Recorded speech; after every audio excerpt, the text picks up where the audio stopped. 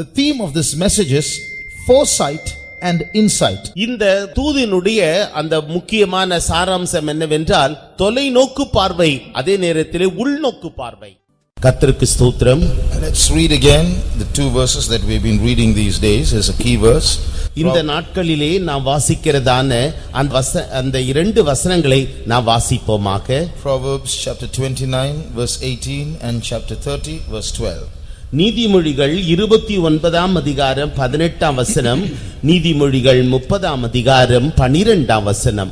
தீர்க்க தரிசனம் இல்லாத இடத்தில் ஜனங்கள் சீர்கெட்டு போவார்கள், வேதத்தை காக்கிறவனோ பாக்கியவான். தாங்கள் அழுக்கிற கழுவப்படாமல் இருந்தும் தங்கள் பார்வைக்கு சுத்தமாக தோன்றுகிற சந்ததியாரும் உண்டு. Where there is no vision, the people perish, but he that keepeth the law, happy is he. There is a generation that pure in their own eyes, and it is not washed from their filthiness. The first verse says that we need vision. முதலாவது வசனத்திலே நமக்கு தரிசனம் தேவை என்று சொல்லப்பட்டிருக்கிறது. We need vision to look ahead. நாம் தொலைநோக்கு உடையவர்களாக இருக்கும்படியாக நமக்கு தரிசனம் தேவைப்படுகிறது. That's called foresight. அதுதான் தொலைநோக்கு என்று அழைக்கப்படுகின்றது. Next verse we read that there are some people that we need to know what lies within us.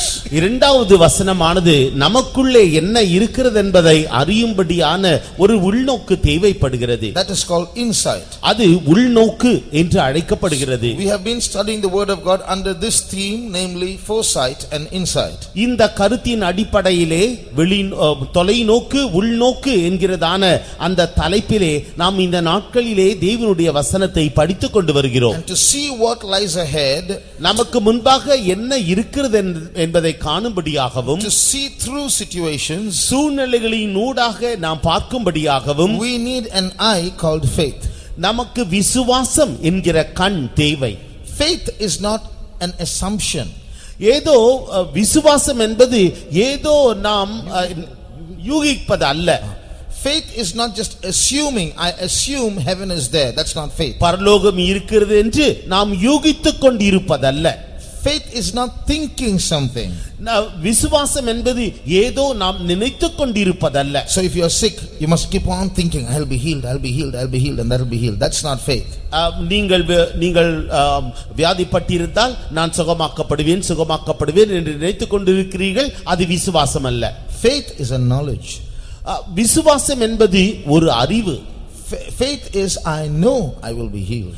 நான் நிச்சயமாக சுகம் அடைவேன் என்று அறிவதுதான் விசுவாசம். Faith is I know Jesus will give me the victory. இயேசுதாமே எனக்கு ஜெயத்தை தந்தருளுவார் என்பதை நான் அறிவேன் என்பதுதான் விசுவாசம். Yesterday we were seeing how the Israelites lacked in what is called applied faith. இஸ்ரவேலருக்கு அவர்கள் பயிற்சிக்கிற விசுவாசத்திலே குறைவுபட்டிருந்தார்கள் என்பதை நேற்றைய தினத்திலே நாம் கண்டோம். Yesterday we saw there were two kinds of faith. One is theoretical faith, which we all have. நேற்றைய தினத்திலே நாம் கண்டதான இருவிதமான விசுவாசத்திலே ஒன்று கொள்கை அளவிலான விசுவாசம், அது நாம் எல்லோருக்கும் இருக்கிறது. Secondly, applied faith, which many of us need to grow in. இரண்டாவதாக பயிற்சிக்கிறதான விசுவாசம், அந்த விசுவாசத்திலே நம்மில் அநேகர் நாம் வளர வேண்டியவர்களாக இருக்கின்றோம். We saw how the Israelites lacked this very badly. இந்த விசுவாசத்திலே இஸ்ரவேலர் எவ்வாறு வெகு குறைவாக இருந்தார்கள் என்பதை நாம் நேற்றைய தினத்திலே கண்டோம்.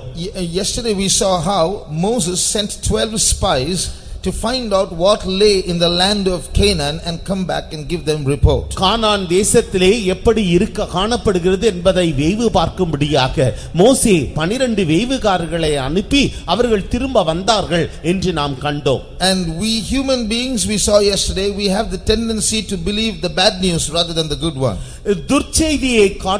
நற்செய்தியை காட்டிலும் துர்ச்செய்திக்கு தான் மனித வர்க்கமாகிய நாம் முக்கியத்துவம் தருவோம். So when the Israelites heard the bad news and believed it, what did they do? இஸ்ரவேலர் இந்த விதமான துர்ச்செய்தியை நம்பி அவர்கள் விசுவாசித்த பொழுது அவர்களுக்கு என்ன சம்பவித்தது? Read Numbers chapter 14 verse 1. எண்ணாகமம் 14ஆம் அதிகாரம் முதல் வசனம். அப்பொழுது சபையார் எல்லாரும் கூக்குரலிட்டு புலம்பினார்கள். ஜனங்கள் அன்று ராம் முழுதும் அழுது கொண்டிருந்தார்கள். And all the congregation lifted up their voice and cried, and the people wept that night.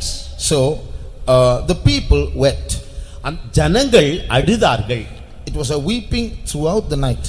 இரவு முழுவதுமாக அவர்கள் அழுது கொண்டே இருந்தார்கள். Naturally speaking, when someone weeps, we tend to sympathize with the person. இயற்கையாக ஒரு நபர் அழுது கொண்டிருப்பார் என்றால் அந்த நபரை பார்த்து நாம் மிகவும் பரிதாபப்படுவோம். But when God saw these people weeping, God got angry. He didn't feel pity for them. இந்த ஜனங்கள் தொடர்ச்சியாக அழுவதை அவர் கண்டபொழுது தேவன் அவர்களை பார்த்தபொழுது அவர்களுக்காக பரிதாபப்படாமல் அவர்கள் மீது அவர் கோபப்பட்டார். He said, how long am I going to bear these people? நான் எவ்வளவு காலம் இந்த ஜனங்களை சுமப்பேன்? You move away, Moses. I am going to smite them. I will disinherit them and I will make of you a nation. மோசே, நீ இப்பொழுது விலகி நில், நான் இந்த ஜனக்கூட்டத்தை அழிக்க போகிறேன், அதம் பண்ண போகிறேன் என்று அவர் சொன்னார். So please do not think that every time you cry God will have pity. நீங்கள் அழுகின்ற பொழுதெல்லாம் தேவன் உங்கள் மீது பரிதாபப்படுவார் என்று ஒருபோதும் நினைக்க வேண்டாம். There are some tears which irritate God. சில நேரங்களிலே நீங்கள் அழுகின்ற அந்த கண்ணீரானது தேவனுக்கு எரிச்சலூட்டும். This is called the weeping of unbelief.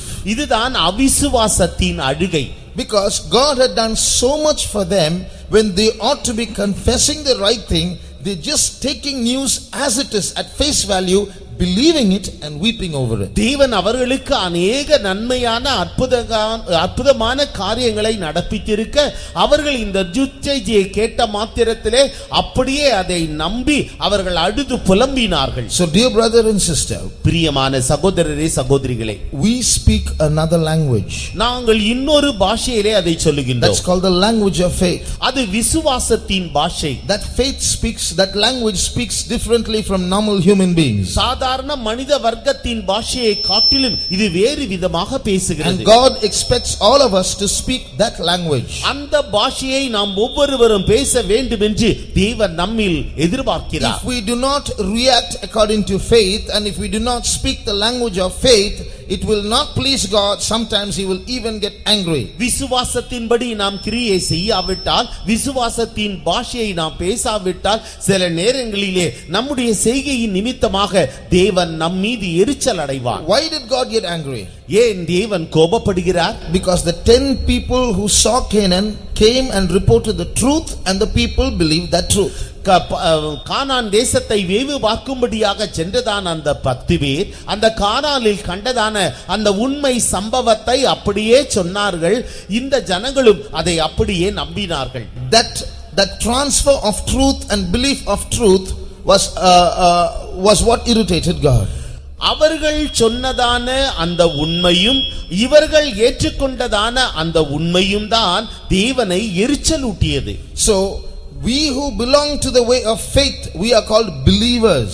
விசுவாசத்தின் பாதையை பின்பற்றுகிறதான நாம் விசுவாசிகள் என்று அழைக்கப்படுகிறோம். So there is a way to see things, and there is a way to listen to things, and there's a way to speak things, all belonging to the class of faith. காரியத்தை காணும்படியான ஒரு வழி உண்டு, காரியத்தை பேசும்படியாக ஒரு வழி உண்டு, காரியத்தை கேட்கும்படியாக ஒரு வழி உண்டு. இவைகளை எல்லாம் விசுவாசத்தின் மூலமாக இருக்க வேண்டும். If we speak another language apart from this, that will make God angry. இதை காட்டிலும் வேறு விதமான பாஷையை நீங்கள் பேசுவீர்கள் என்றால் அது தேவனை கோபமூட்டும். So what did God do?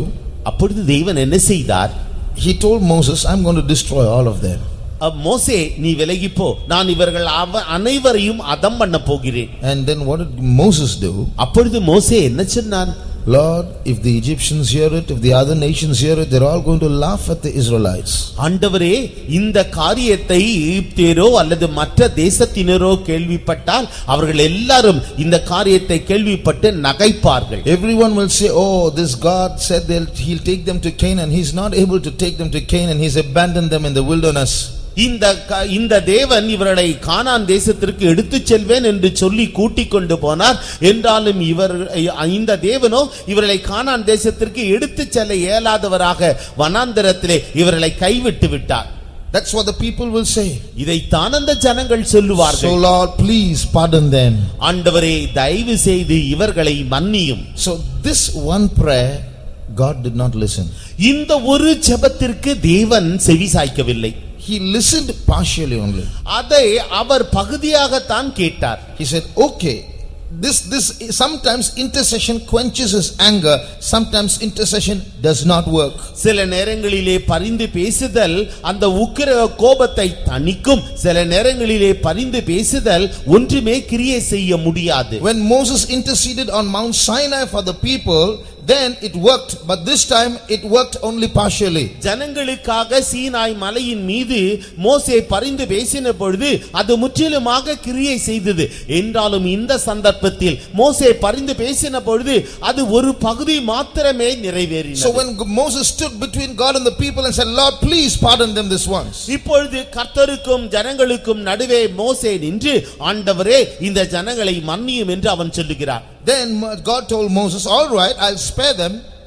அப்பொழுது கர்த்தர் சொன்னார், சரி நான் அவர்களை தப்புவிக்கின்றேன். They won't die today, என்றாலும் அவர்கள் இப்பொழுது மரிப்பதில்லை. but I will make them die over a span of 40 years. 40 ஆண்டு கால கட்டத்திலே அவர்கள் கொஞ்சம் கொஞ்சமாக மரிப்பார்கள். So the judgment was not removed, it was only postponed. அந்த நியாய தீர்ப்பானது முற்றிலுமாக நீக்கப்படவில்லை, அது காலம் தாழ்த்தப்பட்டது. So it was not a full agreeing to Moses' intercession. அது மோசேயினுடைய அந்த பரிந்து பேசுதலை அவர் முற்றிலுமாக ஏற்றுக்கொள்ளவில்லை. Now listen to this dangerous thing. இந்த ஆபத்தான காரியத்தை நோக்கி பாருங்கள். Those 10 people who saw and reported what they saw did not speak the language of faith. இந்த 10 பேரும் அவர்கள் கானானிலே என்ன கண்டார்களோ அந்த உண்மையை அப்படியே சொன்னார்கள். அவர்கள் விசுவாசத்தின் வார்த்தையை பேசவில்லை. The people who listened to those words and believed, they died over a span of 40 years. But the people who spoke and made them disbelieve, the 10 of them died that day itself. இந்த வார்த்தைகளை 10 பேருடைய வார்த்தைகளை கேட்டதான இந்த ஜனங்கள் 40 ஆண்டு கால கட்டத்திலே அவர்கள் பகுதி பகுதியாக மரித்து போனார்கள். இந்த துர்ச்செய்தியை பரப்பினதான இந்த 10 பேருமோ அன்றைய தினத்திலே அவர்கள் மடிந்து போனார்கள். Read verse 37 of 14. எண்ணாகமம் 14ஆம் அதிகாரம் 37ஆம் வசனம். சபையார் எல்லாரும் அவனுக்கு விரோதமாய் முறுமுறுக்கும்படி அந்த துர்ச்செய்தி சொன்னவர்களாகிய அந்த மனிதர் கர்த்தருடைய சந்நிதியில் வாதையினால் செத்தார்கள். Even those men that did bring up the evil report upon the land died by the plague before the Lord. So although Moses said, Lord, spare these people, the 10 of them died that day. ஆண்டவரே இந்த ஜனங்களை நீர் தப்புவீம் என்று மோசே சொன்னாலும் கூட அந்த 10 பேர் அப்படியே செத்து போனார்கள். Brother, sister, unbelief can be dangerous sometimes. பிரியமான சகோதரரே சகோதரிகளே, அவிசுவாசமானது சில நேரங்களில் மிகவும் ஆபத்தானது. The unbelieving are cast into the lake of fire, the Bible says. அவிசுவாசிகள் நரக அக்னியிலே தள்ளப்படுவார்கள் என்று தேவனுடைய வசனம் தெளிவாக விளம்புகிறது. So if you're going to tell others something at face value and not speak words of faith, they may die later, but you who utter those words might die immediately. விசுவாசத்தின் வார்த்தைகளை பேசாமல் கண்டதை அப்படியே சொல்பவர்கள், நீ கேட்டவர்கள் ஒருவேளை மரிக்காமல் இருக்கலாம், நீ சொல்லிய நீங்களோ மரித்து போவீர்கள். So if someone comes and says, brother, they are saying that I have cancer. சகோதரனே, எனக்கு புற்றுநோய் இருக்கிறது என்று ஒருவர் வந்து என்னிடத்திலே சொல்லுகிறார். Suppose ஒருவேளை சொல்லுகிறார். So I should not react, oh cancer, how did it happen? Oh, so sad. That will make him even more scared, and I'll get judged earlier than he'll die after 10 days. I'll die today. உடனடியாக நான், ஐயோ இது புற்றுநோயா, அது எப்படி உங்களுக்கு வந்தது என்று நான் அங்கலாய்த்து பதற வைக்க கூடாது. ஏனென்றால் அந்த புற்றுநோய் நோயாளி ஒருவேளை 10 நாட்களுக்கு பிறகு மரிக்கலாம். என்றாலும் இவ்விதமாக பரிதாபப்பட்ட நானோ அன்றே மரித்து போவேன். So if the person comes and says, brother, they saying I'm having cancer, how should I react? ஒருவேளை ஒரு நபர் வந்து என்னிடத்திலே, சகோதரனே எனக்கு புற்றுநோய் இருக்கிறது என்று சொன்னால் நான் எவ்வாறு அதற்கு கிரியை செய்ய வேண்டும்? Oh, you have cancer, is it? உங்களுக்கு புற்றுநோய் இருக்கிறது அல்லவா? So what? அதனால் என்ன? For God that's nothing. கர்த்தரால் கூடாதது ஒன்றுமில்லை. For God cancer and common cold are the same. கர்த்தருக்கு புற்றுநோயும் ஒன்றுதான், சாதாரண சளியும் ஒன்றுதான். So don't worry, God will heal you. நீங்கள் அதற்காக கவலைப்பட வேண்டாம், தேவன் உங்களுக்கு சுகமாக்குவார். That's the language that the believer ought to speak. ஒரு விசுவாசி பேச வேண்டியதான பாஷை இதுதான். Some time ago one believer fell sick. சில நாட்களுக்கு முன்பாக ஒரு விசுவாசி வியாதிப்பட்டார். and another believer came to visit that person. இன்னொரு விசுவாசி அவரை சந்திக்கும்படியாக அவருடைய வீட்டிற்கு சென்றார். One of the first questions that he asked the sick believer was, அந்த வியாதிப்பட்ட விசுவாசியை பார்த்து இந்த நபர் கேட்ட முதல் கேள்வி என்னவென்றால், என்ன divine healing So it's a kind of mocking kind of approach to that. அவரிடத்திலே ஏதோ கேலி பரியாசத்தோடு கூட இடைபடுகிறார். Now that's a very dangerous thing to do. அது இப்படி செய்வது என்பது மிகவும் ஆபத்தானது. Such people are like those 10 spies. அவர்கள் இந்த 10 வேவுகாரர்களை போல இருக்கிறார்கள். It's very dangerous. அது மிகவும் ஆபத்தானது. So we have to confess our unbelief and build up our faith in God. நம்முடைய அவிசுவாசத்தை அறிக்கையிட்டுவிட்டு நம்முடைய விசுவாசத்தை அவரிலே நாம் கட்டி எழுப்ப வேண்டும். So what did God expect of them? தேவன் அவர்களிலே என்னத்தை எதிர்பார்த்தார்? God expected them to think of the past miracles that God had performed for them, keep those miracles fresh in their memory, and now build up their faith that God who did it in the past will do it now for them. அவருடைய ஜீவியத்திலே கடந்த கால நாட்களிலே தேவன் செய்ததான அற்புத அடையாளங்களை எல்லாம் நினைத்து பார்த்து அவைகளை மனதிலே நினைவு கொண்டு இனிமேலும் தங்களுக்கு இவ்விதமாக அற்புத அடையாளங்களை செய்து அவர்களை வழிநடத்துவார் என்கிற விசுவாசம் அவர்களுக்குள் உறுதிப்பட வேண்டும் என்றுதான் அவர் எதிர்பார்த்தார். So why were they not able to believe? அவர்களால் ஏன் விசுவாசிக்க இயலவில்லை? Because they quickly forgot all that God had done in the past. கடந்த காலத்திலே தேவன் அவர்களுக்கு செய்ததான சகல நன்மைகளையும் சடிதியாக அவர்கள் மறந்தே போனார்கள். So they read verse 22, 14:22. என்னாகமம் 14ஆம் அதிகாரம் 22ஆம் வசனத்தை வாசியுங்கள். என் மகிமையும் நான் எகிப்திலும் வனாந்தரத்திலும் செய்த என் அடையாளங்களையும் கண்டிருந்தும் என் சத்தத்துக்கு செவி கொடாமல் இதனோட 10 முறை என்னை பரீட்சை பார்த்த மனிதரில் ஒருவரும், Because all those men which have seen my glory and my miracles which I did in Egypt and in the wilderness and have tempted me now these 10 times and have not hearkened to my voice. So you've seen my glory, you've seen my miracles, and still you're ready to murmur. என்னுடைய மகிமையை நீங்கள் கண்டீர்கள், என்னுடைய அற்புதங்களை நீங்கள் கண்டீர்கள், என்றாலுமோ நீங்கள் இன்னும் முறுமுறுத்துக் கொண்டே இருக்கிறீர்கள். It is said about the Israelites, they soon forgot his works and his wonderful and his wonders. இஸ்ரவேலரை குறித்து சொல்லப்பட்ட பொழுது அவருடைய அற்புதங்கள் அடையாளங்களை அனைத்தையுமே வெகு சீக்கிரத்திலே அவர்கள் மறந்து போனார்கள். Read Psalm 78 verse 11. 78ஆம் சங்கீதம் 11ஆம் வசனம். அவருடைய செயல்களையும் அவர் தங்களுக்கு காண்பித்த அதிசயங்களையும் மறந்தார்கள். And forget his works and his wonders that he had shewed them. Read also Deuteronomy 32:18. உபாகமம் 32ஆம் அதிகாரம் 18வது வசனத்தையும் வாசியுங்கள். உன்னை ஜனிப்பித்த கன்மலை நீ நினையாமற் போனாய், உன்னை பெற்ற தேவனை மறந்தாய். Of the rock that begat thee thou art unmindful and hast forgotten God that formed thee. So very often these Israelites forgot. அவ்வப்போது இந்த இஸ்ரவேலர்கள் அவர் மறந்தே போகிறார்கள். One day one sister came. ஒரு நாளிலே ஒரு சகோதரி வந்தார். She had a prayer request. அவர்களுக்கு ஒரு ஜெப தேவை வேண்டுகோள். I don't remember the exact request, but it went something like this. அந்த ஜெப வேண்டுகோள் என்ன என்பது எனக்கு சரியாக தெரியவில்லை, என்றாலும் இப்படித்தான் அது காணப்பட்டது. Brother, I have hand pain, please pray for me. சகோதரனே, எனக்கு கையிலே வலி இருக்கிறது, தயவு செய்து ஜெபியுங்கள். So I prayed for her. நான் அவர்களுக்காக ஜெபித்தேன். And she seemed very burdened and pained about it. அந்த வலியை குறித்து அவர்கள் மிகுந்த பாரமுற்றவர்களாய் இருந்தார்கள். So I prayed with a burden. நான் ஒரு பாரத்தோடு ஜெபித்தேன். Next week she came for prayer. அடுத்த வாரத்திலே அவர்கள் ஜெபத்திற்காக வந்தார்கள். Brother, I have leg pain, please pray for me. சகோதரனே, எனக்கு கால்களில் வலி இருக்கிறது, ஆகவே ஜெபியுங்கள். I said last week you said that you had a hand pain and you asked for prayer. What happened to that? கடந்த வாரத்திலே நீங்கள் வந்து என்னுடைய கரத்திலே வலி இருக்கிறது என்று சொன்னீர்களே, நான் ஜெபித்தேன், உங்களுக்கு எப்படி இருக்கிறது? What happened to that? அதற்கு என்ன சம்பவித்தது? She said, that hand pain is gone, now I'm all right, now leg pain.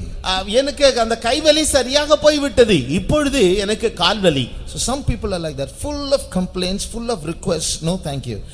எப்பொழுதுமே சிலருக்கு எப்பொழுதுமே புகார்கள் தான், முறுமுறுப்பு தான், நன்றி அறிதலே இல்லை. So they come for prayer saying hand pain, but next time they come for prayer there's no report of gratitude. Brother, there was a hand pain, by God's grace it's gone. தேவைகளுக்காக இந்த வலி தேவைகளுக்காக வருகிறார்கள்.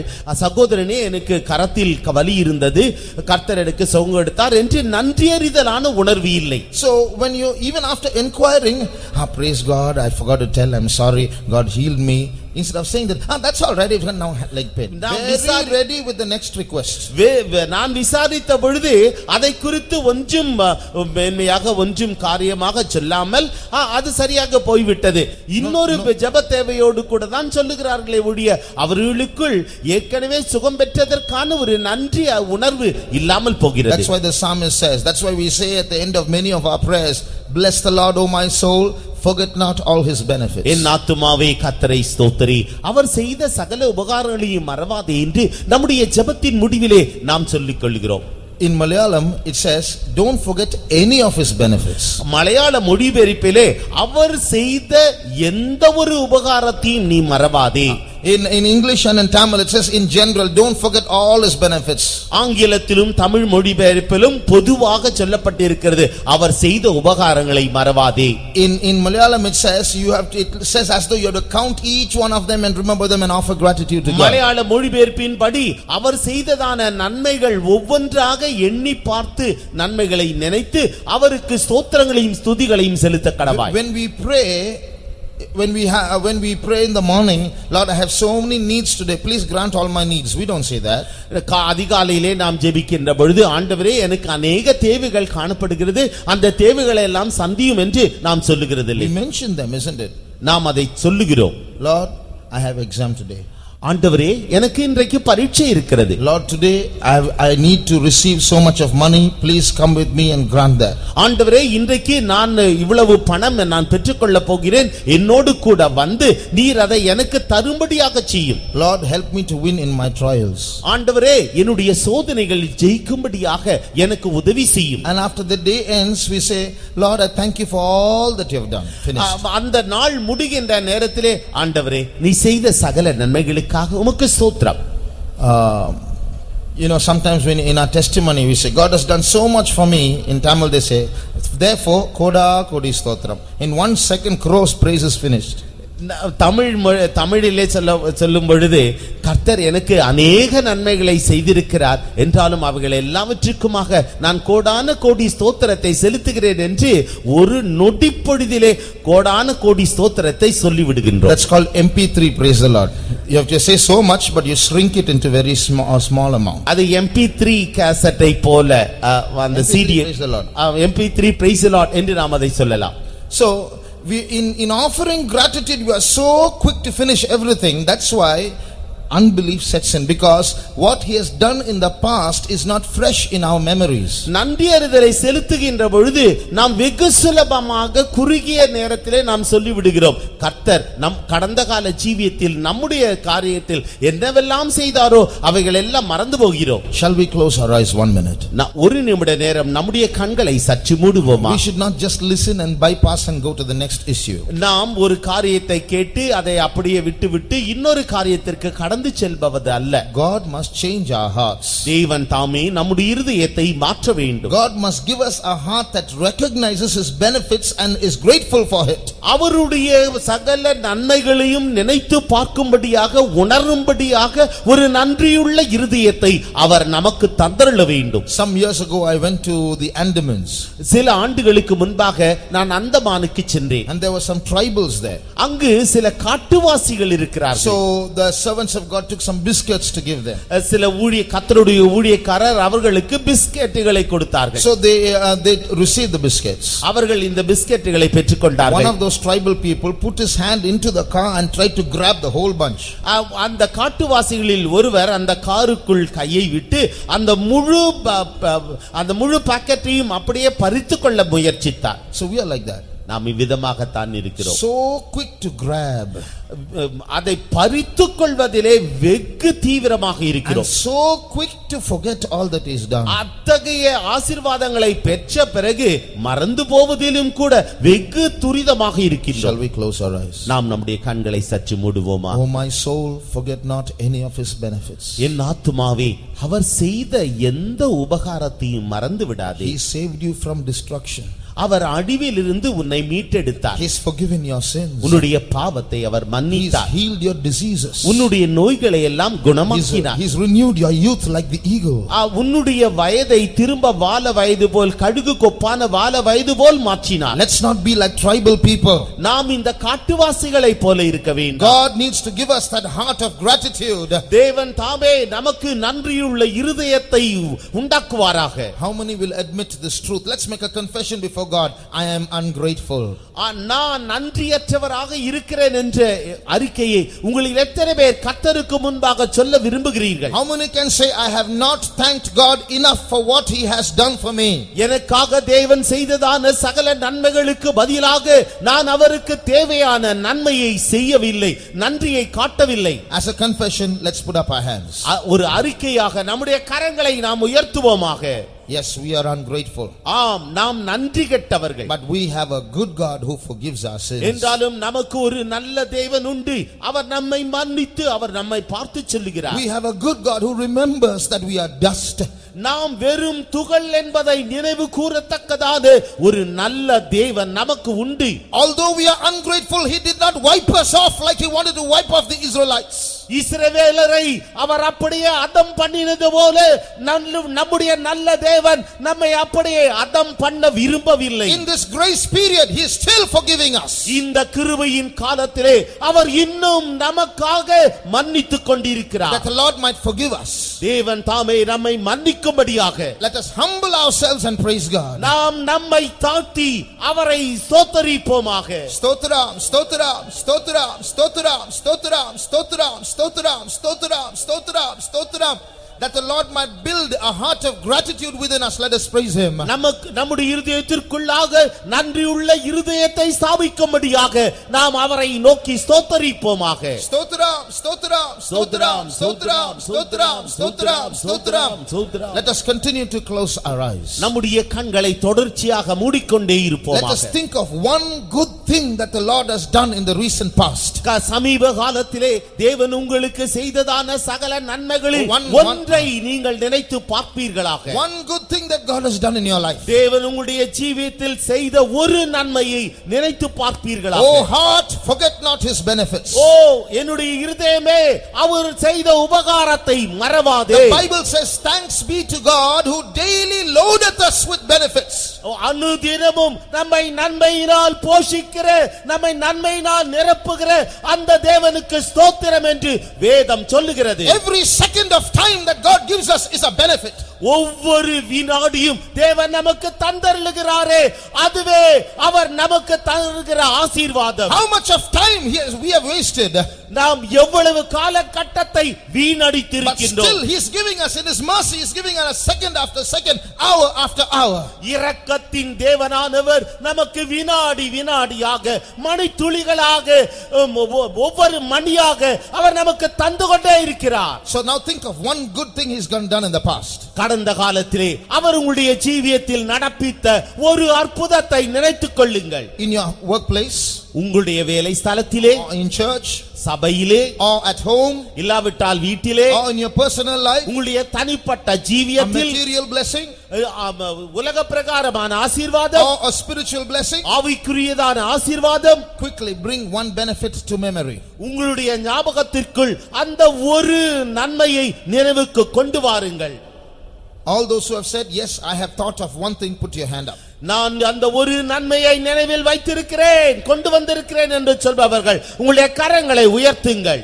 Those who have lifted up their hands, now we will offer 100 praises to God in gratitude. தங்களுடைய கரங்களை உயர்த்தினவர்கள் இப்பொழுது நன்றி அறிதலாக 100 ஸ்தோத்திரங்களை அவருக்கு ஏறெடுக்க போகின்றோம். Praise God.